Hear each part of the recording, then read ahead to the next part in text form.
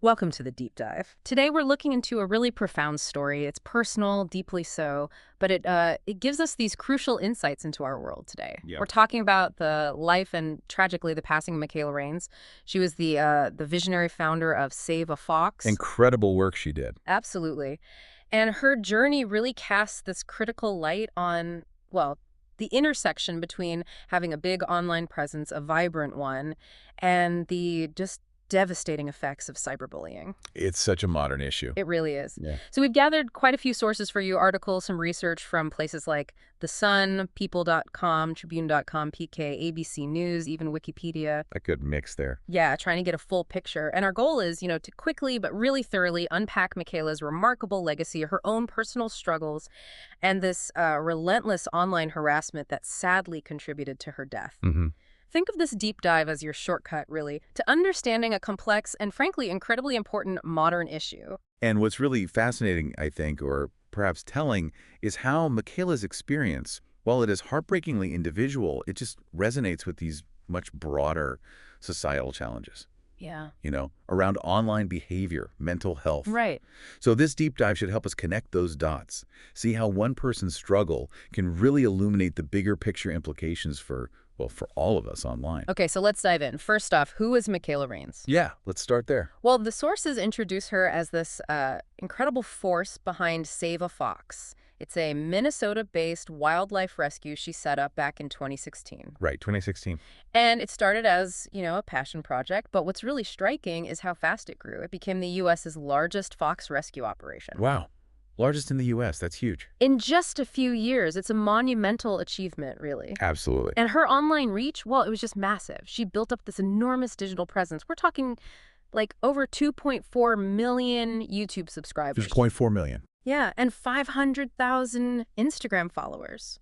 Her videos, showing the rescued foxes, other wild animals, they just captivated people worldwide. It was this window into the joy and the rehabilitation of these animals. And it's clear this dedication wasn't like a sudden thing. No. The sources show she actually started volunteering with wildlife rehab when she was just 15. 15, so a long time. Exactly. This wasn't just some venture she stumbled into. It was a really deep-seated, long-standing commitment that, blossomed. Mm-hmm. And her work, it genuinely touched countless lives.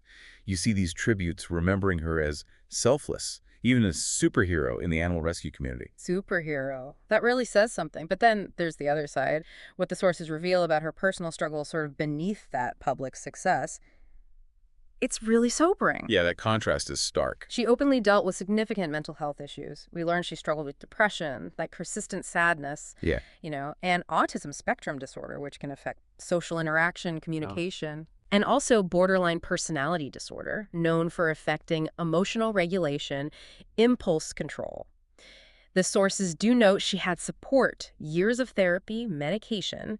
She was actively seeking help. Which is important to highlight. And her husband, Ethan, he gives these incredibly powerful insights into this side of her life. Yeah, his perspective is vital here. He revealed how difficult just, certain everyday tasks could become for her. And regulating emotions, even with professional treatment. Right, even with the help. Exactly. Yeah. And it raises this really important question, I think, for all of us. How do we truly support people with invisible struggles? Especially when they're public figures living under that kind of constant scrutiny. Yeah, that constant gaze and that pressure brings us to this darker shadow that emerged over her public life, a prolonged online bullying campaign that she had to endure. Just awful to think about. She was subjected to false rumors, abusive messages. And what's really chilling is that some of these messages allegedly came from people she trusted. Wow. Even people within the animal rescue community itself. That's a deep betrayal. Mm-hmm. And Ethan's perspective on this is crucial. He described the messages as being rooted in, jealousy and envy. Jealousy. Yeah. And he stressed how deeply this relentless negativity affected her. And if you connect this to the bigger picture, like ABC News highlighted, her death just starkly emphasizes the profound, real-world impact of cyberbullying. It's not just words online. Exactly. Especially on vulnerable individuals. Mm-hmm. The isolation, the shame, that constant pressure, especially when it's amplified online, it can just erode someone's ability to cope. It makes them feel trapped, and it can amplify any pre-existing mental health struggles they have. It's a heavyweight. And the Yeah. tragic conclusion to all this It came on or around June 23rd, 2025. Just recently. Yeah. Michaela, at just 29 years old, died by suicide. Her husband confirmed this in an incredibly emotional video posted on Instagram and YouTube, just raw grief shared with everyone. Oh, heartbreaking. 29. Yeah. So young. So young. And Ethan's words, quoted in the sources, Mhm.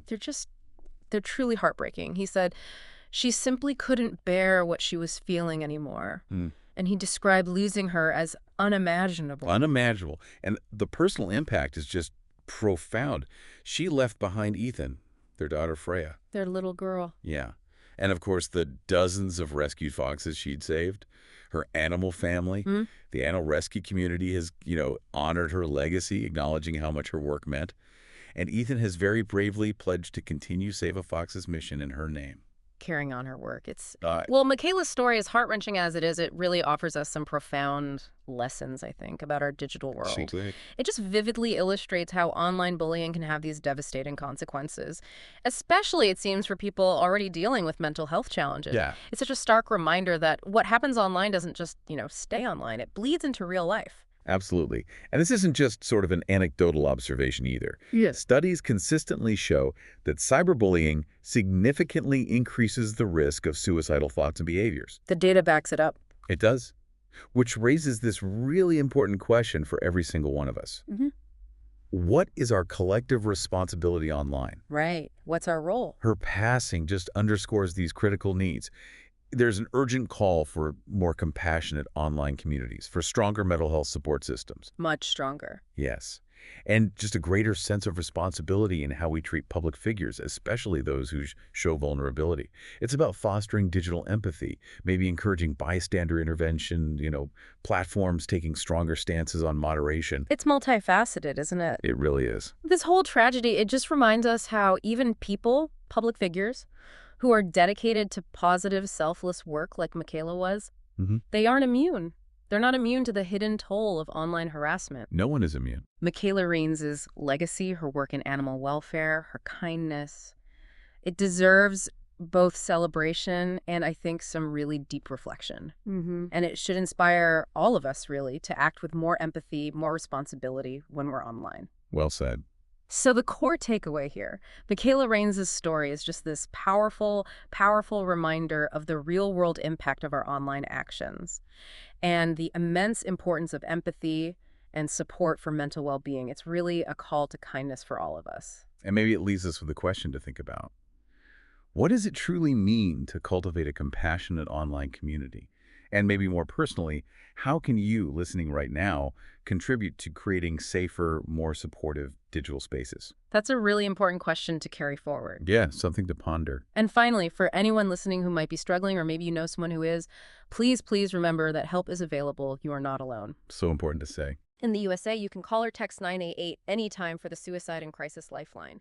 In the UK, the Samaritans are there 24/7 at +44 OA 11601 123. And many other countries have equivalent mental health hotlines. Please reach out. There's support there.